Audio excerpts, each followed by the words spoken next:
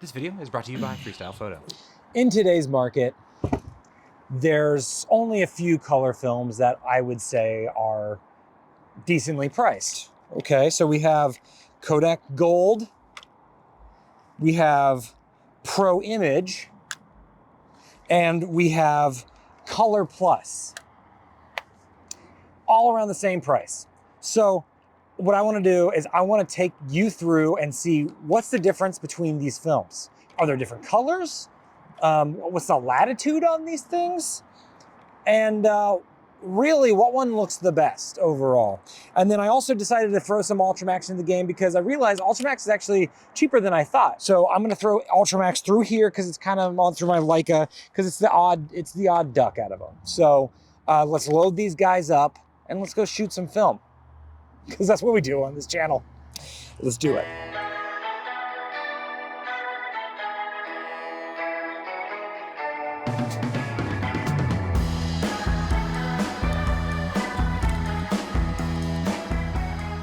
So years ago, I conceived of an idea to test out all the consumer budget-friendly color films out there on the market, specifically the Kodak ones. Sorry, Fuji, you didn't make the cut, considering you don't make film anymore. But this idea was shelved until I could find a way to test all these color films close enough to the same frame as possible, which would mean I need multiple cameras of the similar size. Thus, the 3-camera Nikon rig. Another thing I kept fighting was the price hikes over the years. Film keeps getting more and more expensive, so it was kind of hard for me to really pin down that pricing structure for both now and the future. Because 30 years down the road, I'll get some sort of comment saying something like, "Yo, dumb, Kodak Gold is now $87.99, you dumb poopa face." Yeah, it's probably really close to something I'll get. But by gosh golly darn tootin' rootin', that's not gonna stop us anymore from doing this thing. So in this video, we aren't really gonna talk about specific prices of these films, but rather talk about the film relative to each other and the general prices that they all sit at. It seems to be that over the years, the prices of these specific films have all risen kind of equally to each other. So how about we head back to the field and start snapping away?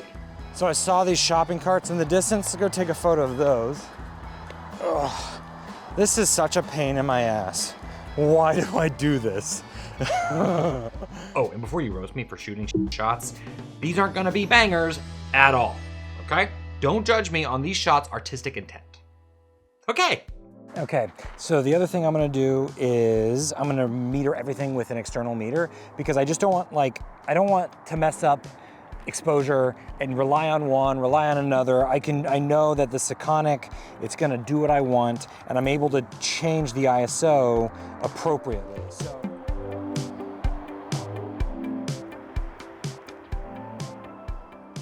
Now, like I hinted at the beginning of this episode, the Ultramax was put through my M6 and metered using my Leica's internal meter. I really should have kept them all the same and also metered that Ultramax using my Sekonic meter, but to be really honest with you, I was lazy. And keeping track of 3 different ISOs at the same time, it's a lot, man. So the good thing with using this light meter is that I have two ISOs, 1 and 2, and the first one's set at 200, the second one's set at 100, so I can just push that button and I'd be like, oh yeah, it's 250. But this also has a 28 on it too, so let's do it. Ready? And 1, 2, 3, 4.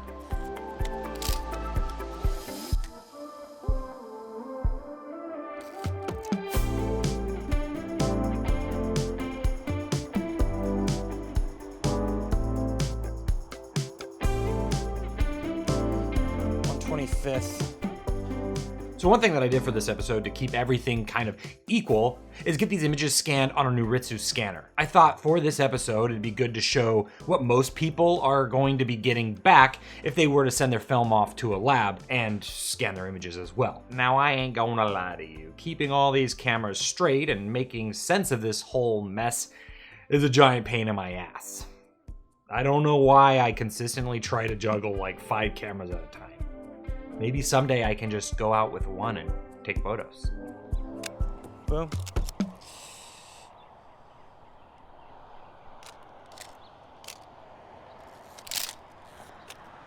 Cool.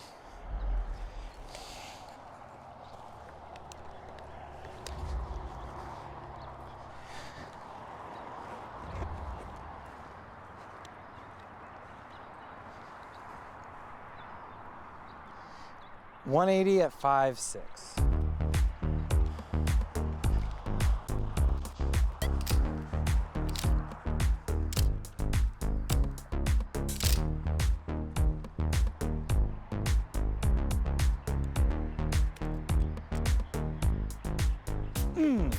I really like this Big Lots over here.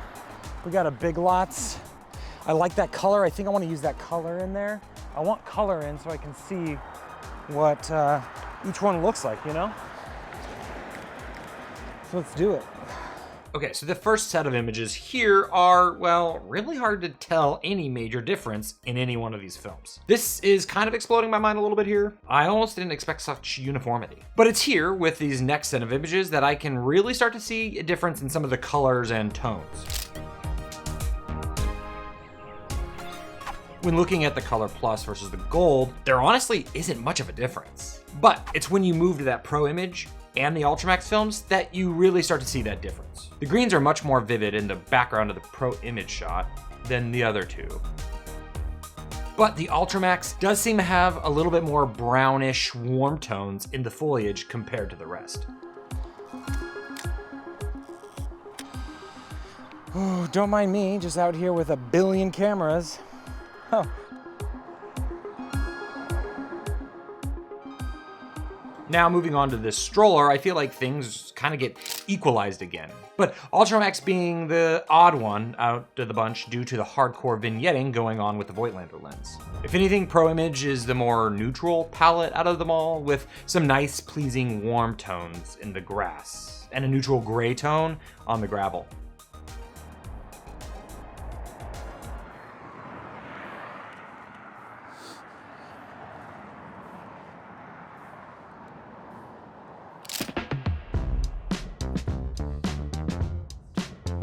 Oh my gosh. Someday I'll just shoot with one camera. Not today though. Really, at the end of the day, for this set of images where the sign is taking up most of the frame, there isn't much of a difference between them all, except for the Ultramax, which does have a slightly more darker brown saturated tone to the sign. 5.6 at 60, so we're gonna do. Now I decided to step back and switch things up. I wanted to make sure that I tested the latitude of these films here at this drive-in movie theater. Now, as you can see, the base exposure for these 4 films follow the same color trends we've seen so far. Gold and ColorPlus, basically same Z's. Pro Image pops dem greens, and Ultramax has that reddish brownish saturation that we could come to love from the Max. Now, going 2 stops under, both ColorPlus and Gold don't really perform well, like at all, and Ultramax being the worst out of the bunch. But the best performer here being Pro Image. And if we go 4 stops under, well, there are just no survivors at all. But surprisingly, Pro Image still keeps some of the details in the shadows. And as we expose up 3 stops, we basically just get more shadow detail. One thing is definitely for sure. Pro Image is playing for keeps.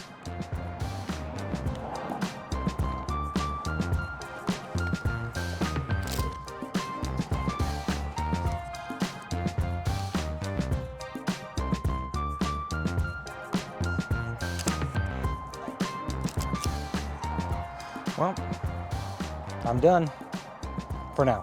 Let's go back and shoot some color charts. Now I know, color charts are kind of lame as hell. They are like the cabbage of the veggie world. Just no to cabbage. But this is a good controlled way to see what the latitude of each one of these films is capable of.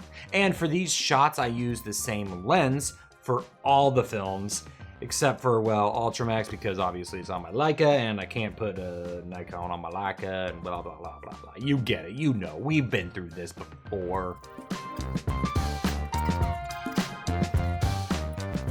And as you can probably see and probably expect, base ISO looks good. Even when each film is underexposed 2 stops, there really isn't a lot of bad here. Shadows do tend to be the first to go though. Next, I decided to underexpose 4 stops, and this is definitely where that film starts to fall apart. None of these shots work at all. However, Pro Image is the best out of the bunch, for what it's worth. And 6 stops underexposed is a murky mess. Now, making our way back up the exposure ladder, overexposing the film in general is the way to go for most color film stocks. Film can handle it much better than underexposure. However, being 4 stops or even 6 stops overexposed is not ideal either. Your highlights will be cooked, and that ain't what we want. Generally, giving your film an extra stop of light is a good practice to help retain shadow detail. But also, I'm not gonna tell you what to do. You do what you do. Now, like I said at the start of this episode, all these images were scanned at the lab using a Noritsu. But of course, I had to scan them myself as well. And even then, most of these images came back very similar using the same exact settings. They all follow the same trends we put forward so far. Now, a word from our sponsor, Freestyle Photo. Freestyle has been keeping the film dream alive since 1946. That's 76 years of experience, supplying photographers, students, and darkroom lovers with everything that they will need to further their craft. Freestyle is one of the biggest analog distributors in the United States, and I can't forget to mention that all the film from this episode was purchased at Freestyle, and their staff are friendly and knowledgeable.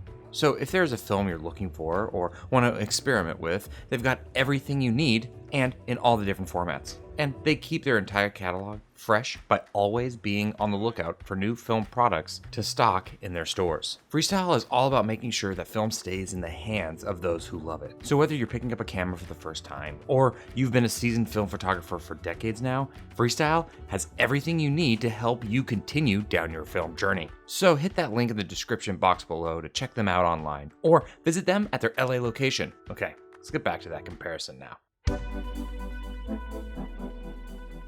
So at the end of the day, what the hell does this mean for you? I thought for sure all these films would come out of the gate pulling punches and showing some major differences. But as you can see, that was just not the case. I was, however, surprised with one film the most, Pro Image. I actually reviewed Pro Image way back in the day when I was a YouTuber. But now, I don't know.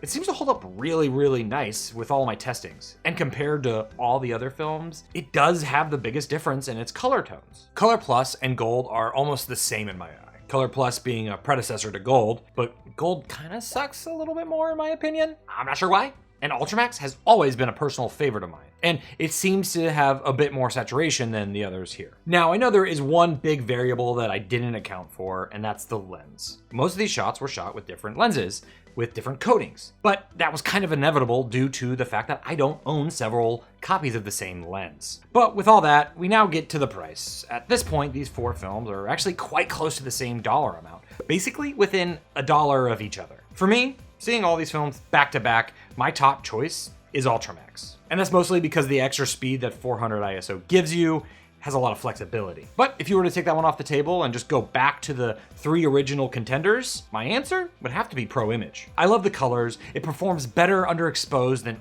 all the others, and the grain is really fine. But, so many buts in this episode. With all that said, at the end of the day, the best exposure will always win. If you nail your exposure with any one of these films, your image will come out looking damn sexy, yo. I mean, the main difference between pro films and consumer films is the latitude. I mean, the colors are also better as well. But I know if you f*** up some Portra, it will look like garbage, because I've definitely f***ed up some Portra. And not to mention, you can kind of get these films to all look like each other anyway with a bit of color correction. I mean, how you scan your film does have a big impact on your colors as well. Well, I think that will do it for me today. Let me know in the comments below what film stock you would choose out of these 4, and I hope this kind of helped clear some things up a bit, or at least showed you some new things that you didn't know. Anyways, how about you go out there and shoot some film, why don't you?